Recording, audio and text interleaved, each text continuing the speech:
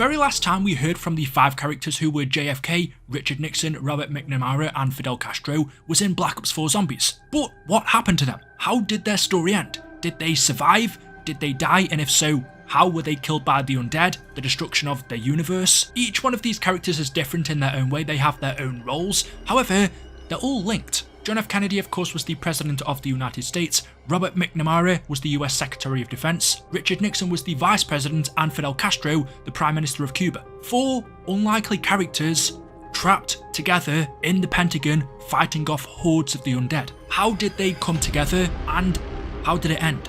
The Cuban Missile Crisis, also known as the October Crisis, happened in the year 1962. It was a 13-day confrontation between the United States and the Soviet Union, which escalated into an international crisis when American deployments of missiles in Turkey and Italy were matched by Soviet deployments of ballistic missiles in Cuba. Despite its short time frame, the Cuban Missile Crisis was one of the most defining moments in American national security and nuclear war preparation. The confrontation was considered the closest the Cold War came to escalating into full-scale nuclear war. Pretty much 1 year after this crisis, in 1963, the zombie outbreak was in full scale, with undead outbreaks being reported in America, Russia, Germany, and multiple other places, all thanks to Group 935. Group 935 was a German research experimental organisation that was dedicated to the studies of the undead back during World War II. However, when they lost control of their experiments in the 40s, the group was abandoned, and both the Americans and the Soviets hired former Group 935 scientists. Some of them went to work for the Pentagon and others went to work for Russia.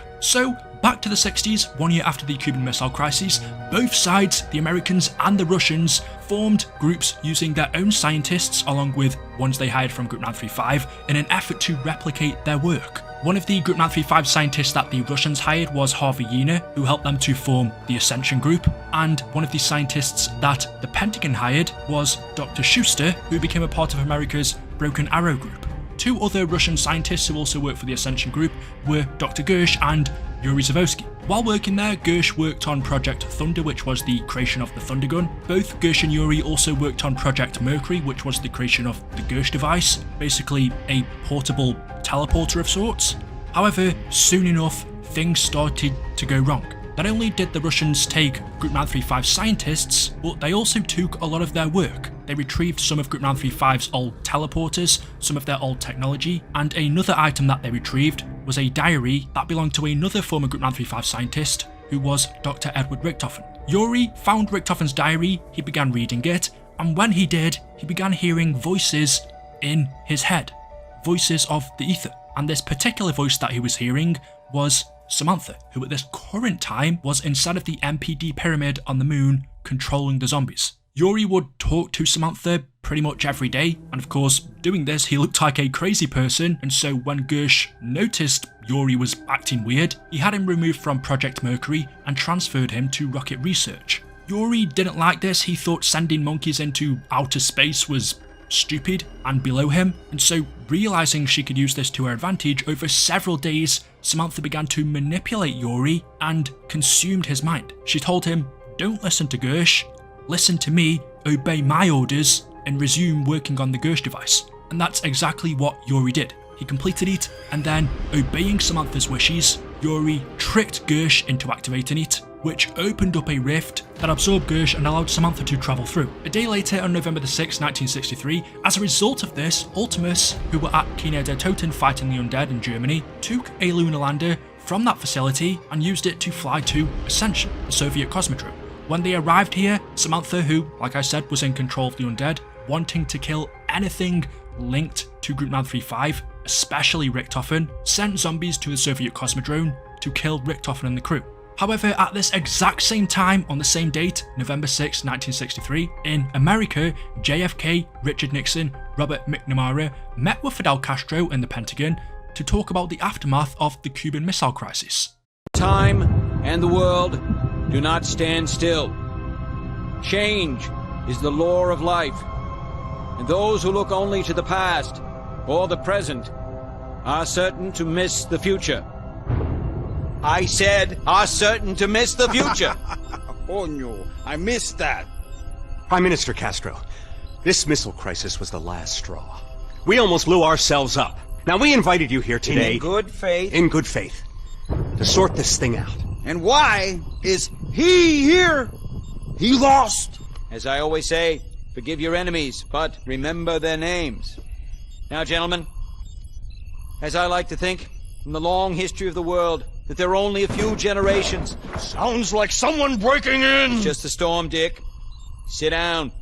But whilst their talks are taking place, Samantha, knowing that the Pentagon hired former Group 935 scientists and wanting to destroy everything related to Group 935, sends the undead to the Pentagon. But not only does she send the undead, she also sends Yuri there to make sure that they die. After Gersh got absorbed through the rift in Ascension, Samantha then sent Yuri to the Pentagon, where he obeyed her orders to kill everyone there. So during the meeting between JFK, Nixon, McNamara and Castro, the undead outbreak begins. The four realise this and quickly take arms. Oh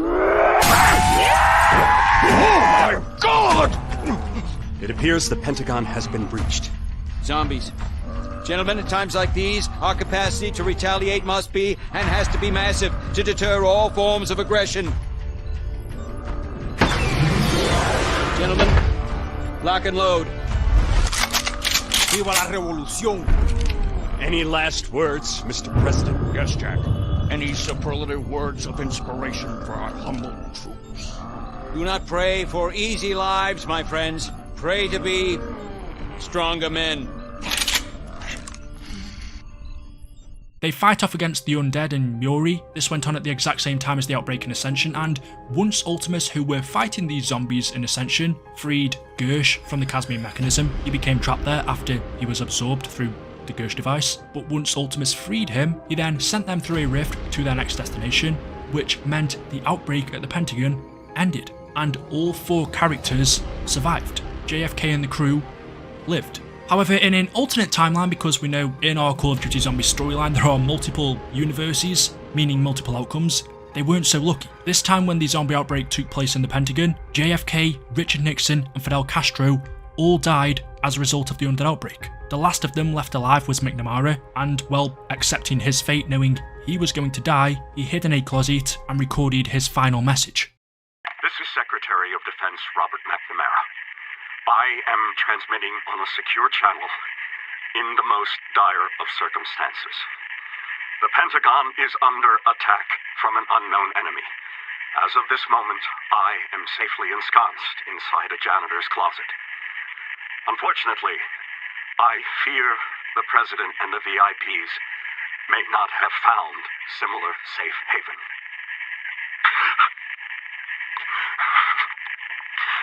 From what I have observed, our attackers may be blighted by some kind of sickness. Either that or they're just dirty hippies under the influence of hallucinogenic substances. I can only hope that this message will bring rescue. Until then, please, pray for me. He, just like his other counterparts, died moments after. But that wasn't completely where their story ended. As a part of the broken cycle, things went a little bit different. Taking place just before the events of 5, so sometime between November the 2nd, 1963 and November the 6th, 1963. We don't know the exact date, but it could be just a few hours or days before the events at 5 took place. But on April the 25th, 1956, as Ultimus were in the Himalayas, Shangri-La, just after they collected the focusing stone and as they were about to teleport to the moon, Dempsey accidentally fires the 31-79 JGB-215 just as they're teleporting, which causes a malfunction and sends them through time and space to the Pentagon in 1963. At this exact same time, at the Soviet Cosmodrome, once again Yuri tricks Gersh into activating the Gersh device.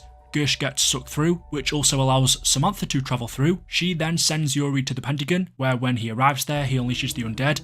But this time, instead of Yuri staying there, Samantha stops him and sends him away, leaving just the undead at the Pentagon to attack Ultimus. And while the undead outbreak is going on, one of the characters, Robert McNamara, because the meeting between him, JFK, Castro and Nixon hasn't taken place just yet, he is in his office looking at paperwork, and he's doing this at the exact same time that the undead outbreak is taking place at the Pentagon, and McNamara is so occupied that he has no idea what's going on. The Ultimus crew knock at his door, but he just thinks it's someone else and tells them he wants to be left alone.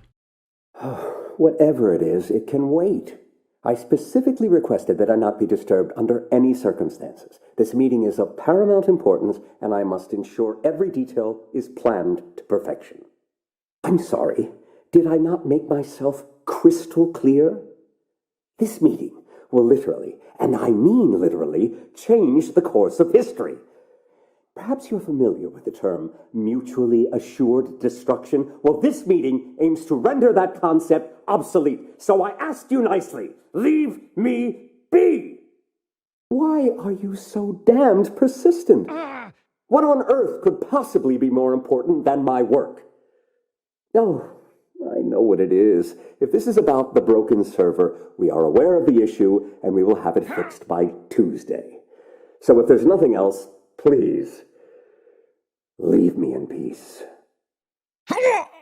Good heavens, man! Have you no reason? Are you deaf? Can you not comprehend the importance of my work? This isn't just America's fight, it is the world's fight. Wait a minute. Purnell, is that you? Damn it, Purnell, if you don't leave me alone, I will have you removed from Groom Lake. I don't give a damn about what the company has to say about it. You know better than to bother me at this hour. Unbelievable. He said, leave him alone!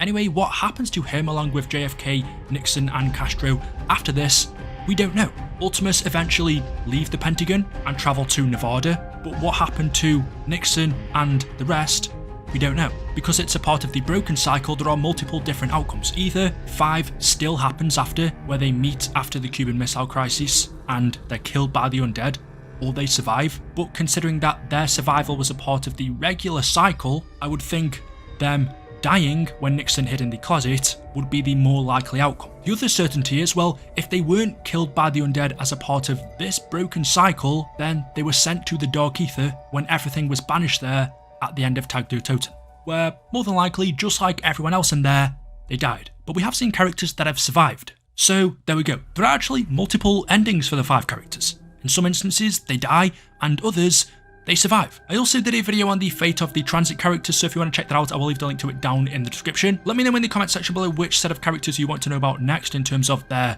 ending. I have also spent months making a YouTube course. I thought, you know what, instead of making some lame YouTuber merch, which most people just pay an artist a couple of £100 to make something and then sell it for 50, and it's something that people never really wear, I thought instead, you know what, I'll make something useful, a YouTube course, everything that I know that I've learned, so people can invest that back into themselves and get that money back instead of something like a t-shirt. So that course is there for anyone who wants it. The link is in the description, which will teach you everything I know about how to build a YouTube channel, which should hopefully help people out, because I always get the question, Eli, how can I become a YouTuber? Anyway, there we go. Let me know your thoughts in the comment section below. Hopefully you've enjoyed the video. If you have, drop a like rating, make sure you're subscribed, and I will see you in the next one. Until then, goodbye.